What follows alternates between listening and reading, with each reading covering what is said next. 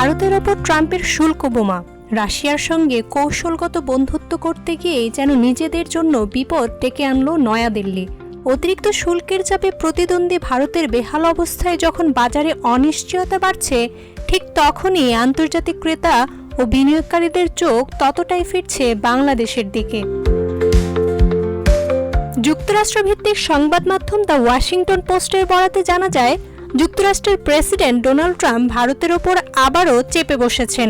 Russia থেকে তেল কেনার দায়ে ভারতের পণ্যের ওপর আরও 25% শুল্ক চাপিয়েছেন তিনি। ফলে মোট শুল্ক হার দাঁড়ালো 50%। ট্রাম্প সাফ জানিয়ে দিয়েছেন, রাশিয়ার সঙ্গে সম্পর্ক রাখলে খেসারত দিতে হবে।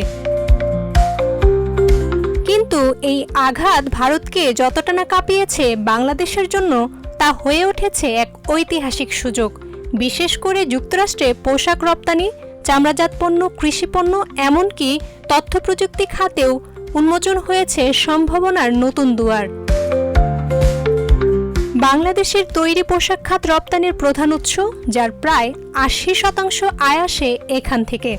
যেখানে মার্কিন বাজারে চলতি বছরের প্রথম 5 মাসে 21% রপ্তানি বেড়েছে।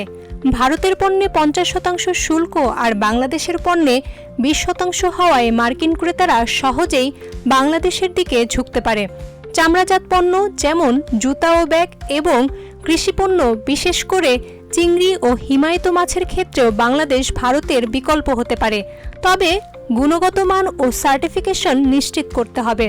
তথ্য প্রযুক্তি খাতেও বাংলাদেশের দক্ষ ও কম খরচের জনশক্তি যুক্তরাষ্ট্রের কাছে হতে পারে নতুন ভরসা।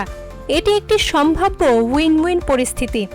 এছাড়াও ভারত থেকে উৎপাদন সরালে চীন বা ভিয়েতনাম নয়, বিদেশি বিনিয়োগের পরবর্তী সম্ভাবনাময় গন্তব্য হতে পারে বাংলাদেশই।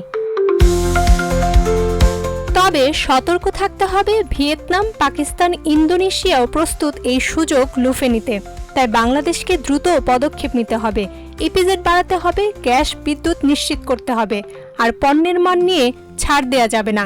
বিশ্লেষকরা বলছেন, এটাই সেই সুযোগ যেটা বাংলাদেশকে বাণিজ্যের পরাশক্তি বানাতে পারে। জান্নাতুল মাওয়া, প্রজন্ম 24।